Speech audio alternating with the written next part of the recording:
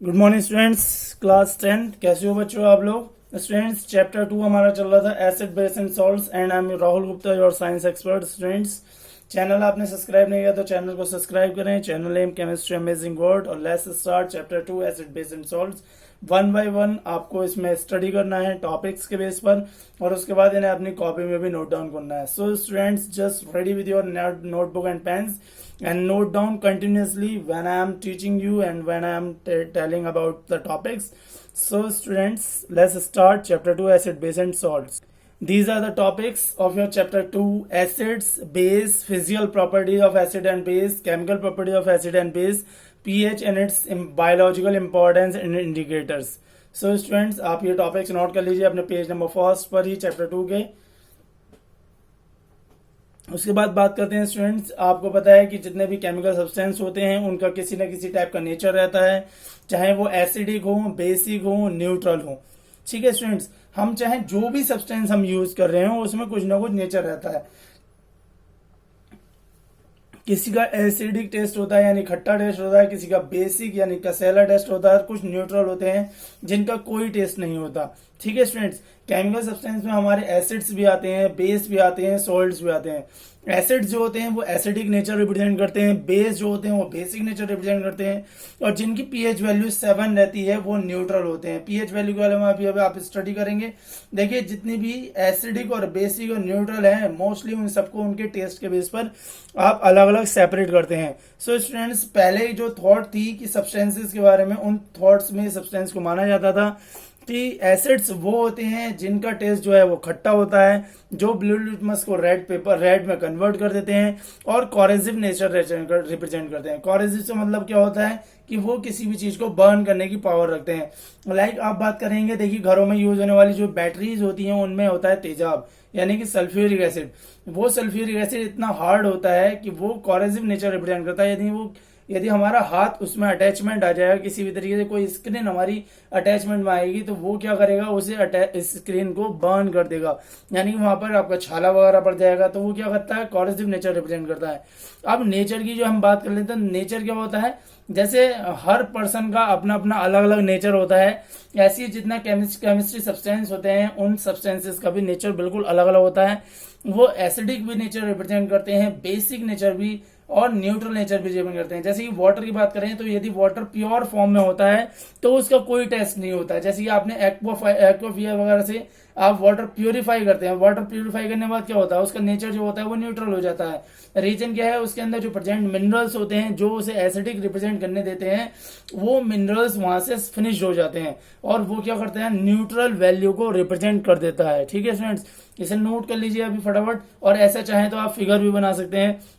देखिए, ऐसे बहुत सारे एग्जाम्पल हैं जो एसिड्स में आते हैं आपके, जैसे कि आपका लेमन है या आपका रो मैंगो है, इसके अलावा आपका जो ऑरेंज है, ठीक है, इसके अलावा टैमरिंड है। ठीक है स्टूडेंट्स, ये सब क्या है आपके, ये सब एसिड रिप्रेजेंट करते हैं। इसके अलावा एसिडिक एसिड जो आपके घरों में सिरका यूज होता है वो भी आपका क्या होता है, एसिड्स होता है। इसके अलावा हाइड्रोक्लोरिक एसिड है, नाइट्रिक एसिड है, सल्फ्यूरिक एसिड है।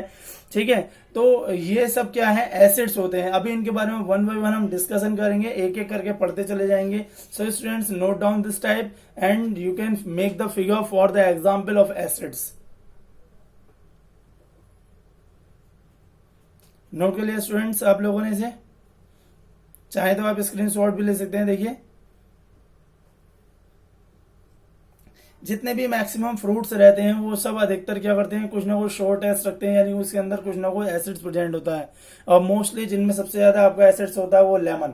अधिकतर क्या होता है, गर्ल्स को बहुत ज्यादा पसंद होता है ये आपके जितनी भी खट्टी चीजें होती हैं, चाहे इसमें लेमन हो, ऑरेंज हो, टैमरिंड हो, ठीक है, या आपका रॉ मैंगो हो, तो ये चीजें बहुत पसंद होती हैं सभी को अधिकतर, क्योंकि इसमें एसिडिक अमाउंट प्रेजेंट होता है। स्टूडेंट्स, बहुत इंटरेस्टिंग बात है कि हमारे जो स्टोमच में डाइजेशन के लिए भी यूज होता है वो भी एक एसिड ही होता है, हाइड्रोक्लोरिक एसिड। जब आपकी बॉडी जो है वो फूड को डाइजेस्ट करती है तो वो भी आपका हाइड्रोक्लोरिक एसिड यूज करती है। इसके अलावा हम बात करते हैं बेसिस के लिए, तो स्टूडेंट्स जो बिटर टेस्ट रखते हैं, जो रेड लिटमस को ब्लू में कन्वर्ट करते हैं, और जो सोपी टाइप यानी कि सॉफ्ट बहुत टच रखते हैं, उन्हें हम बेस कहते हैं। बट लेटर कुछ और कॉन्सेप्ट भी दिया गया था दूसरे साइंटिस्ट के द्वारा, जिसे बोलते हैं हम आर्रीनियस कॉन्सेप्ट। सो आर्रीनियस ने क्या क्या कहा था, उन्होंने एसिड और बेस को कैसे एक्सप्लेन करा था।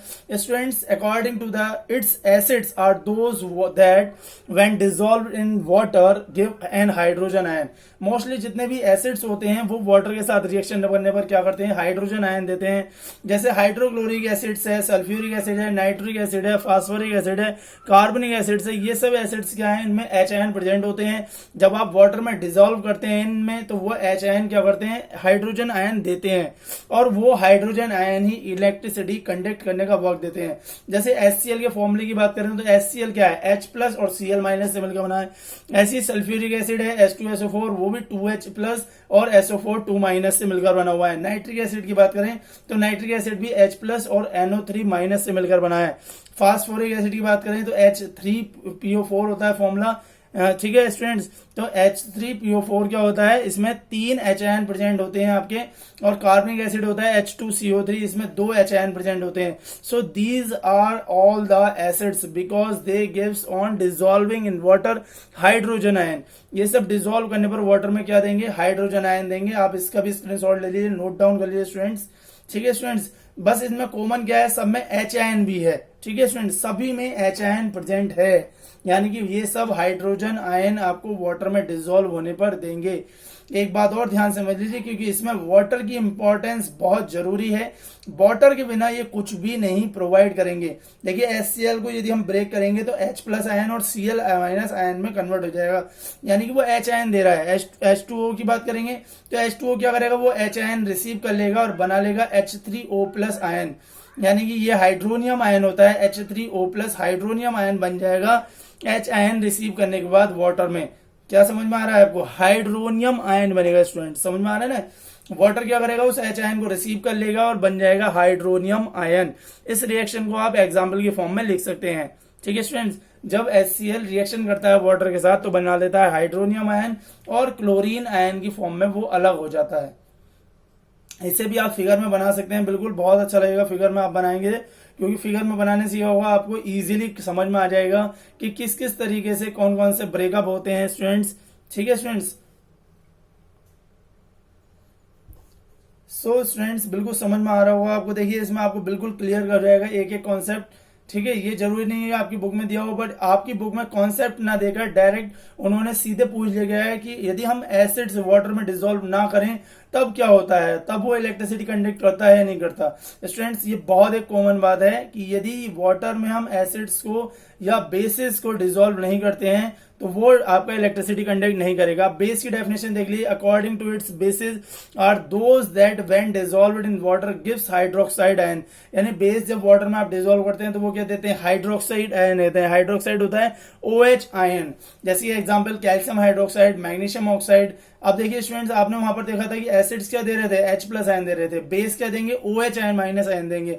ये OH आयन जो होंगे, OH माइनस आयन जो होंगे, वो वाटर की प्रेजेंस में रिएक्शन करेंगे, और बेस भी इलेक्ट्रिसिटी कंडक्ट करते हैं वाटर की प्रेजेंस में, ठीक है स्टूडेंट। कैल्शियम हाइड्रोक्साइड होता है CaOH होल ट्वाइस, और मैग्नीशियम हाइड्रोक्साइड होता है MgOH होल ट्वाइस, ठीक है। सब आप CaOH होल ट्वाइस की बात करेंगे तो देखिए वो अलग हो जाएगा आपका Ca2 प्लस और OH माइनस आयन में, ठीक है स्टूडेंट्स। और MgOH होल ट्वाइस होता है मैग्नीशियम हाइड्रोक्साइड, तो ये हो गया Mg2 प्लस और OH माइनस आयन, ठीक है। इस तरीके से ये दोनों ब्रेक हो जाएंगे, यानी दोनों के दोनों ही OH आयन हमें देंगे। ये आपका बेस की डेफिनेशन रहती है आर्रीनियस कॉन्सेप्ट के अकॉर्डिंग। आगे बात करते हैं एसिड बेस की और क्लासिफिकेशन के बारे में, जो हमारी लैब में अब दिए गए हैं, क्योंकि आर्रीनियस कॉन्सेप्ट बहुत पुराना कॉन्सेप्ट था एसिड और बेस की डेफिनेशन के लिए। अब मॉडर्न डेफिनेशन के बेस पर बात करते हैं क्लासिफिकेशन ऑफ एसिड्स। स्टूडेंट्स, सबसे पहले हम बात करते हैं, देखिए depending upon the source from where they are obtained, यानी सबसे पहले एसिड्स का क्लासिफिकेशन हम पढ़ेंगे जिन सोर्स से वो हमें मिल रहे हैं। देखिए नॉर्मली ऑर्गेनिक एसिड जितने भी होते हैं वो हमें फ्रूट और वेजिटेबल्स यानी कि हमारे नेचर से हमें मिलते हैं, इसके अलावा प्लांट्स वगैरह से मिलने वाले। और इनऑर्गेनिक एसिड्स वो होते हैं जो हमें मिनरल से मिलते हैं, यानी अर्थ क्रस्ट से मिलते हैं, जिसमें आपके 3 होते हैं इनऑर्गेनिक में main mineral acid, sulphuric acid, nitric acid और हाइड्रोक्लोरिक एसिड। और ऑर्गेनिक एसिड्स में बहुत सारे हैं, एसिटिक एसिड है, टार्टरिक एसिड है, ठीक है, कार्बनिक एसिड्स हैं। जितने भी वीक एसिड्स होते हैं वो सब ऑर्गेनिक एसिड्स होते हैं। और ऑर्गेनिक इनऑर्गेनिक एसिड्स वो होते हैं जो आपके अर्थ क्रस्ट से यानी कि मिनरल्स से मिलते हैं। स्टूडेंट्स नोट डाउन कर लीजिए इसे भी ऐसी।